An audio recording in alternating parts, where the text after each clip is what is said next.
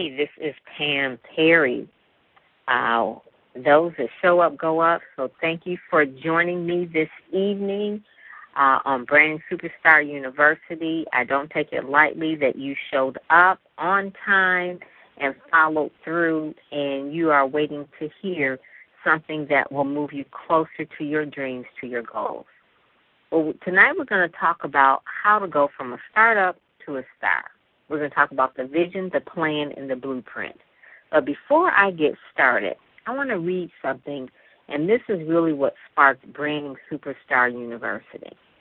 For the last 20 years or so, I've been in PR, so I've always promoted authors, speakers, businesses, big brands, from McDonald's to working with Ford, Chrysler, GM, to working with ministries like T.D. Jakes or Bill Winston, you name it.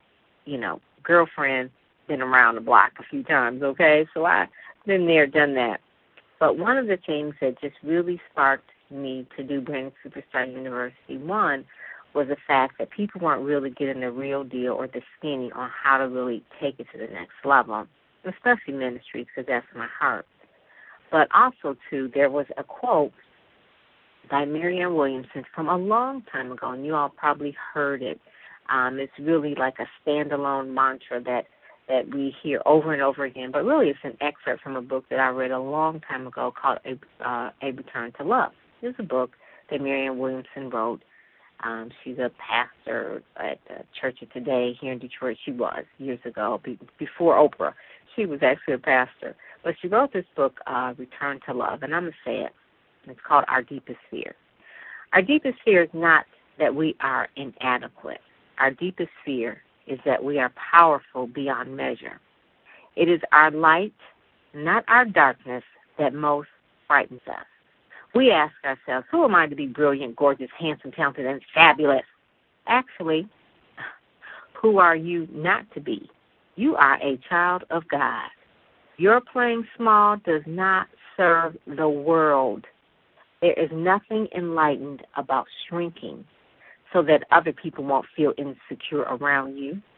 We're all meant to shine, as children do. We were born to make manifest the glory of God within us. It's not just in some, it's in everyone.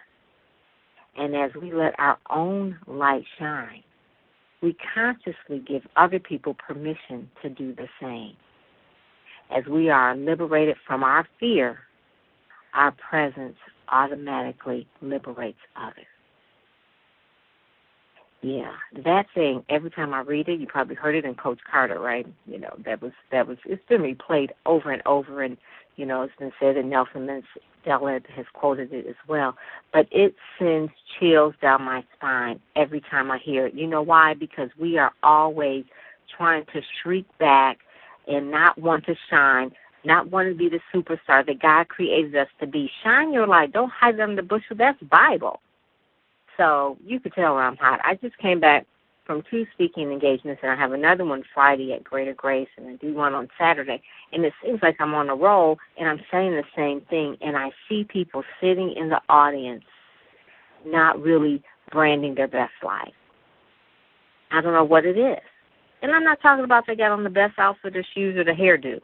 I'm talking about just bringing their A game, stepping it up, going to the next level. And I'm talking about people that actually have a message that they know God told them that they should share.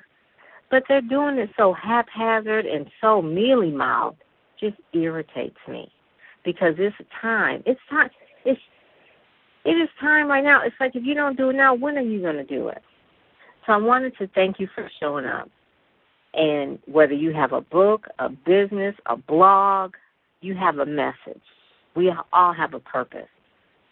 But my heart aches for those who are so full of vision. They're pregnant. They've been laboring and laboring and laboring, and sometimes they just want to give up because it's like, you know what? I can't get no fans on my Facebook. I can't get nobody to follow me on Twitter. I don't know how to podcast.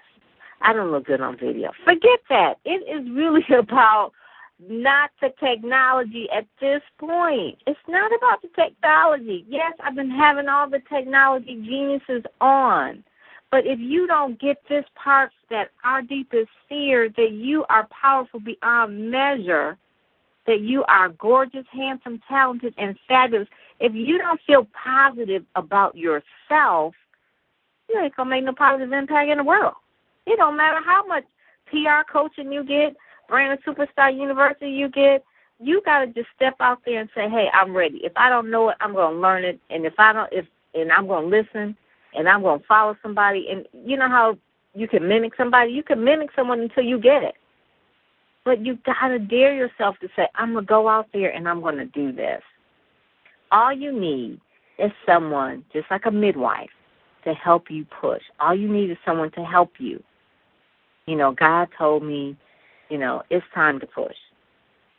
So for those of you who've been pregnant and in labor, it's time to push. We're going into June, all right? This is midpoint of the year. And at this point, it wasn't done in the first quarter. It's not going to be done in the second quarter. We're going almost into third quarter, all right? So we're going to countdown. But you're not competing against anyone. If you're competing against anyone, you're competing against yourself. Every day you wake up to do something better.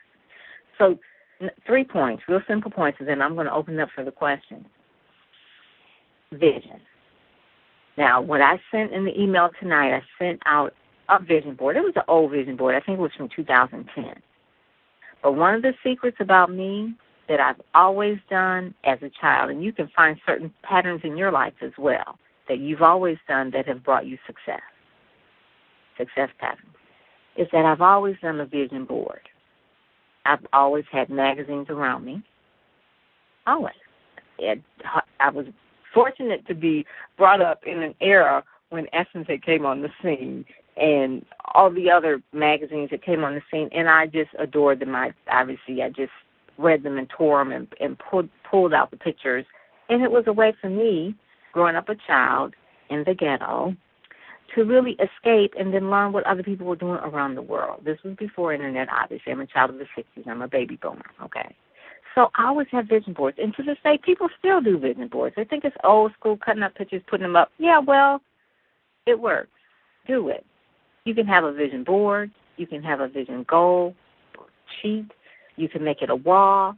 But you have to have vision. That will spark your passion, keep you motivated. You will visually see it. It's so much a part of what you do is that you will be surprised. You do the vision board. You look at it every day. What you think about, you bring about. And if you have it in front of you, don't be lazy and say, oh, I'm not going to do it. Don't take all that. It does take all that. You know, all these things I'm telling you, it does take all that. And so if you don't want to do all that, then just probably get off the line, because it does take all that in order to do some things. Oprah talks about vision boards. That's where that vision board came. It was like that's what she's doing. Vision. So if you don't have one, it's not too late. Get one for the new year. Do it now, all right? And you will be surprised. Put everything on it that inspires you, things that you intend to do, things that you know motivate you to keep pushing, all right? Vision is something that you have got to develop for yourself. God gives it to you, but you have to develop it, all right? Then, number 2, the plan, because vision alone is not going to be enough. We got people full of vision, but it is not enough. They have to have a plan that is written. I have a saying that says, if it's not written, it's not real. So you can woulda, coulda, shoulda, but if it's not written down, how can anybody write the vision and run with it if you don't have it written down? So you have this thing where you have to write the vision and make it plain so those that read it can run with it. Okay, well, they're not going to read your mind, so you've got to write the plan.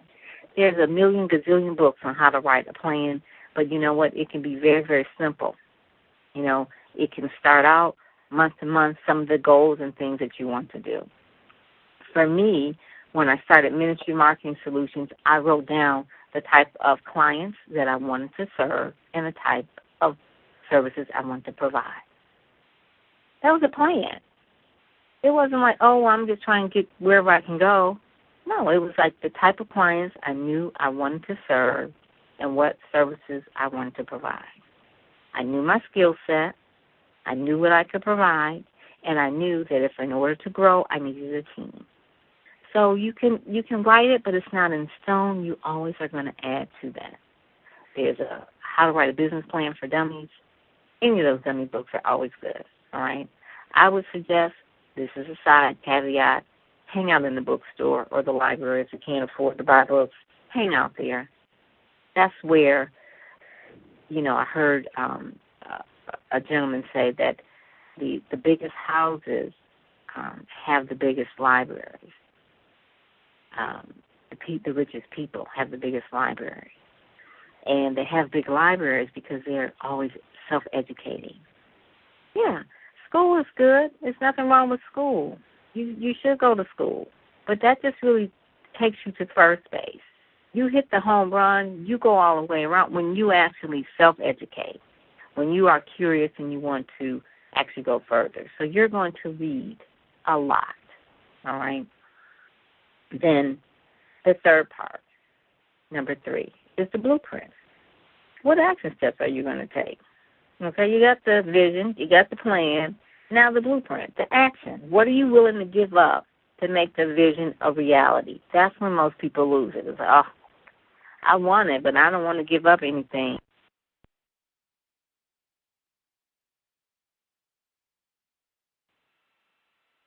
Okay, we're going over the 3 points again. First point, I apologize about that, was the vision, the plan, and the blueprint. What are you willing to give up in order to make the vision a reality? You've got to come out of your comfort zone, and you've got to push, all right? And then you have to finally embrace change. This is where technology comes in, and I think this is where most people stumble. They are trying to learn the Internet and thinking that, oh, I could never get it. I'm going to say this 2 things, smarten up and sharpen up. You can do it.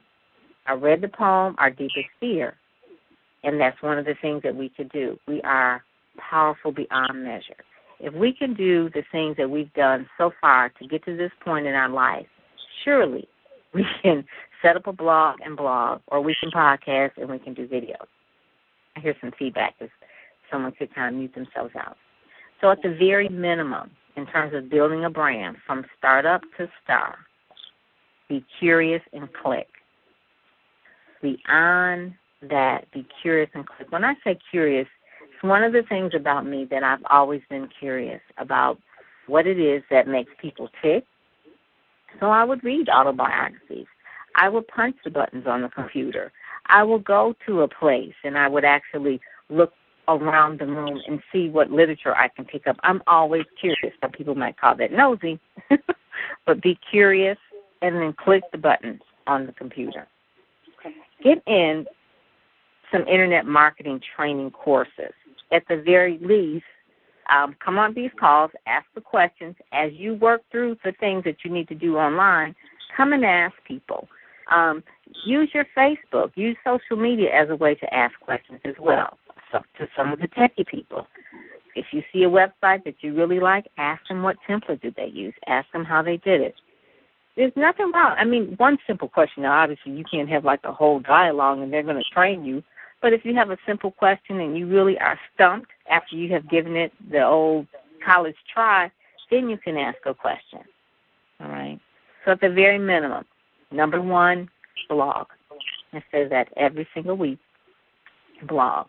WordPress.org blog. Can someone hit *6 to enter out so that I don't hear the feedback, please? Hit *6 to enter out so I can hear the feedback. At the very minimum, blog.